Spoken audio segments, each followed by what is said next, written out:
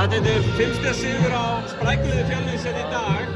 Hvað myndir þú segja hafi svona riðið bakkamennið fyrir ykkur? Hvað unnið þennan? Bara viljinn, að vilja þetta meira sko. Og vörnin, hún stóð, þú veist, ég man eiginlega ekkert eftir leiknum núna en þú veist, mér fannst hún standa vel, sérstaklega svona í endan. Þeir mættu brjálæði til leiks, Fjölnismenn hérna. Fór ekkert undir þig svona á fyrstu mínútunum svona? Já, það var liðinu bara? Já, það var kannski smá sjokk en þú veist, við erum ekki búin að tapa leik núna í deildinni, þannig við erum bullandi bara fullra sjálfstraust og þú veist, já, við ætluðum að vinna.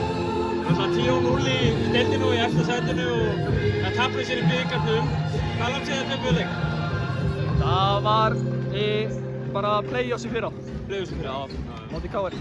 En framistæða þín hér í dag, mæti með 28 stig og 11 fráköst og eitthvað með því. Hvað borðaðir í morgunmat? Ég fekk mér bara cornflakes sko, en síðan var það pasta og kjúklingur bara svona 2 tímum fyrir leik sko. Ertu svona hugafarið? Vissirðu það að þú kemur inn í leik og þurftir að gera þig? Já, veist, ég talaði lítið, þú veist, í dag, var bara svona með hausinn í leiknum og þú veist, það skilaði sig greinlega. Greinilega uppgangur hjá ÍR og í yngri flokkum og í þessum 12. flokki. Þeir eru bikarmeistarar og tapalausir í deildinni.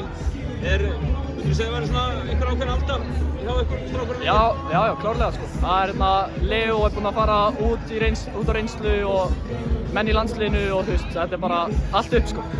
Gaman að þeir að fá séð hjá Ísaki líka upp í meistaraflokki? Jú, hann er með þjálfa okkur í fyrra sko, gaman að sjá hann þjálfa sko. Alveg að lokum, hvernig mun ÍR fagna þessum bikartitli?